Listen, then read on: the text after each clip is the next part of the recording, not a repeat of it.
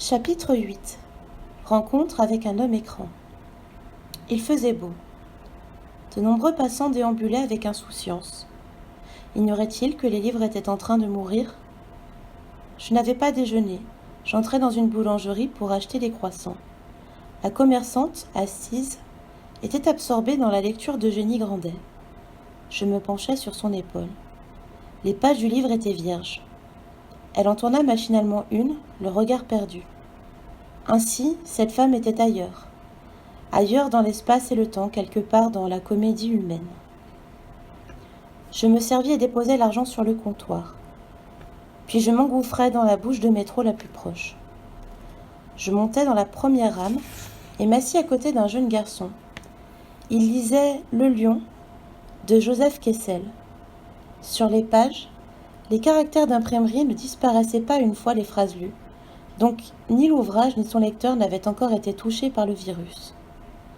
La boulangère et ce garçon lisaient, mais lisaient-ils de la même façon ? La lecture virtuelle dans les sous-sols de la TGB m'avait impressionné par son intensité.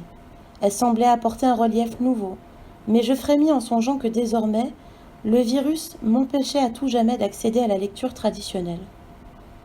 Nul doute que j'allais devoir peu à peu imaginer et réfléchir autrement. Oui, la mort des livres allait provoquer dans notre civilisation et sur le comportement des hommes de nombreux bouleversements. Lesquels, bien sûr, il était encore trop tôt pour le savoir. Comme ma mission pouvait se prolonger, je décidai de repasser par mon appartement pour emporter des livres et quelques vêtements. En arrivant rue Le Pic, j'aperçus un attroupement devant l'une des bibliothèques publiques. J'approchai. La vitrine du local avait été brisée. De nombreux ouvrages jonchaient le sol. La plupart des rayonnages étaient vides. En m'apercevant, Jackie C.A. Rimbaud, le bibliothécaire, se précipita vers moi. Sa barbichette poivre et sel tremblait d'indignation. « Oh, Alice, vous vous rendez compte ?» s'écria-t-il. « Nous avons été cambriolés. » Jusqu'ici, les livres n'avaient guère été la cible préférée des malfaiteurs. Ils étaient une denrée commune et bon marché. Qui aurait pu prévoir ? Vous comprenez ce qui se passe, Alice ?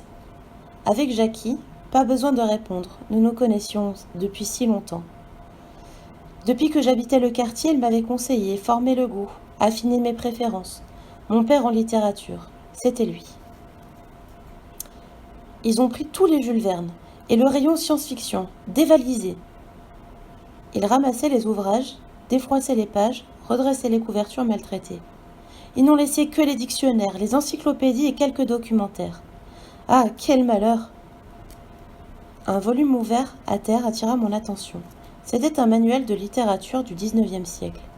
Les commentaires sur les auteurs y figuraient toujours, mais les extraits de romans de Balzac, Stendhal ou Zola étaient devenus de grands rectangles blancs.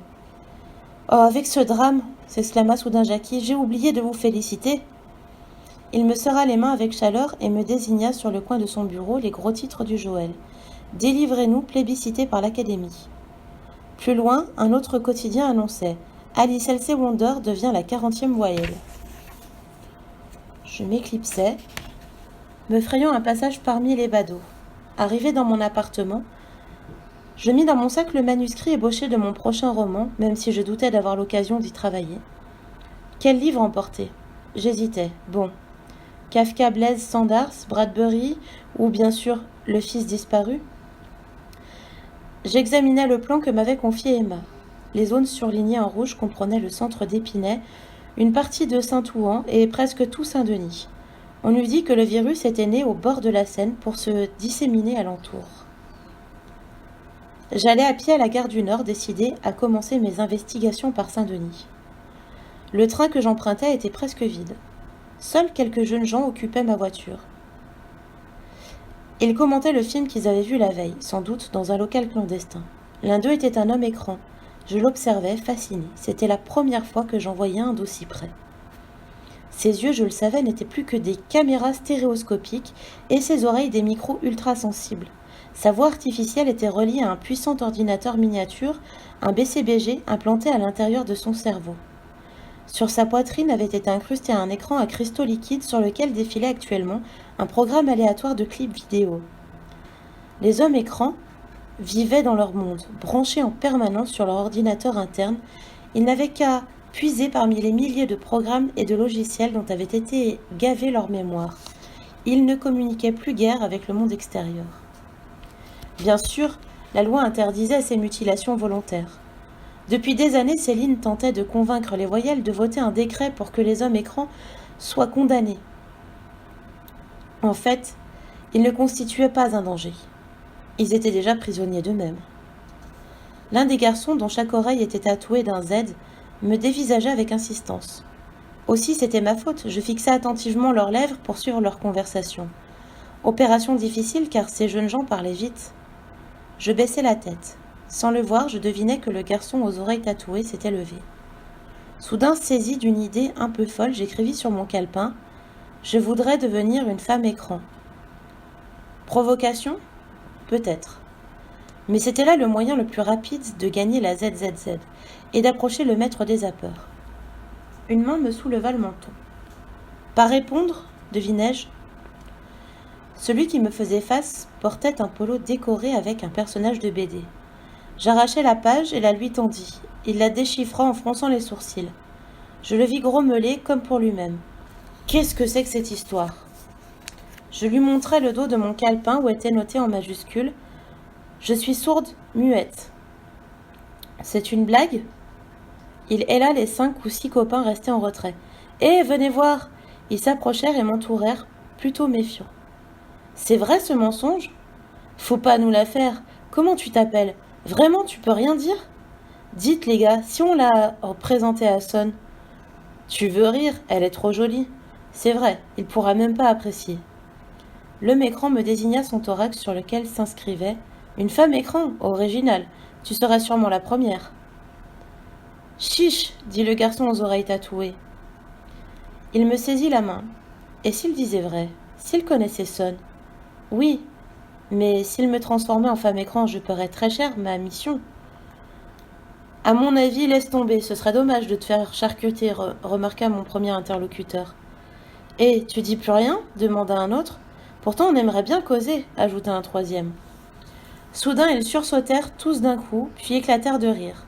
Je me retournai, l'un d'eux, hilar, tenait un gros sac en papier qu'il venait de gonfler et de faire crever entre ses mains. Authentique, les gars, elle n'a pas réagi. Leur expression se modifia aussitôt en une sorte de compassion stupéfaite. Le premier à se ressaisir tendit la main vers mon sac qu'il ouvrit, les autres s'interposèrent. Pas question de la bousculer. Oh les gars, je lui ferai rien cette nana. Je veux vérifier que c'est pas une espionne délettrée. Il négligea mon portefeuille, écarta mes vêtements entassés. Les autres m'observaient presque gênés par l'indiscrétion de leurs camarades. Et vous avez vu ce qu'elle nous cachait ? Le garçon aux oreilles tatouées saisit plusieurs livres, souleva l'un d'eux et dans une grimace l'éloigna de son visage. Pouah, délivrez-nous des livres. Tout à coup, l'homme écran afficha en lettres clignotantes. Dispersion immédiate. Je me retrouvai aussitôt libre. À l'entrée du compartiment, 6 gardiens de l'ordre avaient surgi, précédés d'un chien robot. Entre-temps, les garçons s'étaient éparpillés et scindés en 3 groupes. Les géos vinrent leur réclamer leurs papiers. Je me rendis compte que le ton montait. Quoi ? Il est valable mon billet, non ? C'est votre PPP que je vous demande, jeune homme. Mon PPP, d'après vous, j'ai une tête à l'avoir ? Plus loin, un autre géo accusait 2 zappeurs de délit de conversation. Hein ? Avec qui ? Eux, là-bas ? Connais pas. Faux. Nous vous avons vus ensemble. Vous parliez avec cette jeune fille. Votre PPP, s'il vous plaît. Et toi, flic, tu parles pas avec tes copains ? Et ton PPP, tu l'as ? Quoi ? Tu es en infraction et en plus tu nous insultes ? Le géo effleura le bouton de sa télécommande. Aussitôt le chien robot emprisonna la jambe du garçon dans sa gueule si fort que l'autre poussa un cri. Moi aussi, j'étais bonne pour une amende. J'avais été prise en flagrant délit et je n'avais pas de PPP, bien entendu. Un géo s'approcha de moi. Je lui tendis mon billet et mon calepin retourné. L'homme s'y reprit à 2 fois pour lire ce qui y était écrit. La rame venait de s'arrêter à la station Saint-Denis. 2 gardiens de l'ordre avaient encadré les jeunes gens et les obligeaient à descendre. Je fis signe que je désirais sortir moi aussi, le temps que mon interlocuteur comprenne et le train était déjà reparti. Les autres géos vinrent rejoindre leurs collègues.